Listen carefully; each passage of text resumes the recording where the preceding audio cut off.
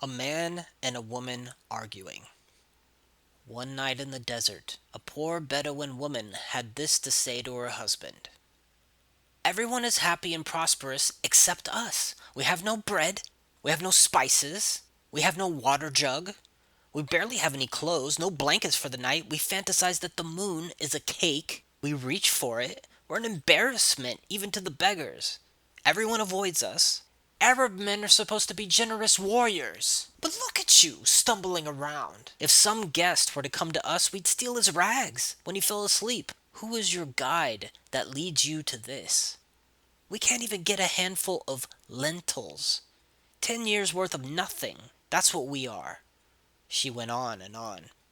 If God is abundant, we must be following an imposter. Who's leading us? Some fake that always says tomorrow. Illumination will bring you treasure tomorrow. As everyone knows, that never comes, though I guess it happens very rarely, sometimes, that a disciple following an imposter can somehow surpass the pretender. But still, I want to know what this deprivation says about us. The husband replied finally, How long will you complain about money and our prospects for money? The torrent of our life has mostly gone by. Don't worry about transient things. Think how the animals live. The dove on the branch giving thanks, the glorious singing of the nightingale, the gnat, the elephant. Every living thing trusts in God for its nourishment. These pains that you feel are messengers. Listen to them. Turn them to sweetness. The night is almost over. You were young once and content. Now you think about money all the time. You used to be that money. You were a healthy vine. Now you're a rotten fruit. You ought to be growing sweeter and sweeter, but you've gone bad. As my wife, you should be equal to me, like a pair of boots. If one is too tight, the pair is of no use, like two folding doors. We can't be mismatched. A lion does not mate with a wolf. So this man, who was happily poor, scolded his wife until daybreak, when she responded, Don't talk to me about your high station. Look how you act. Spiritual arrogance is the ugliest of all things. It's like a day that's grown cold and snowy and your clothes are wet, too. It's too much to bear. And don't call me your mate, you fraud. You scramble after scraps of bone with the dogs.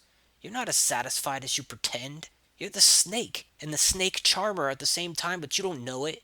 You're charming a snake for money, and the snake is charming you.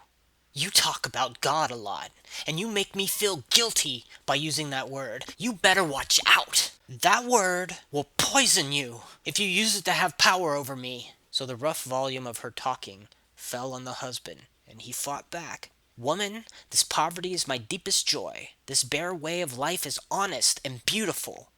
We can hide nothing when we're like this. You say I'm really arrogant and greedy, and you say I'm a snake charmer and a snake, but those nicknames are for you.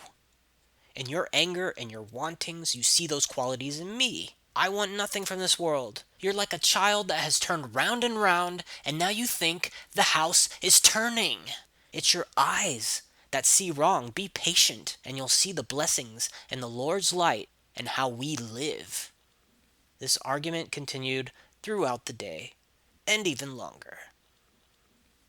A night full of talking that hurts. My worst held back secrets. Everything has to do with loving and not loving. This night will pass. Then we will have work to do.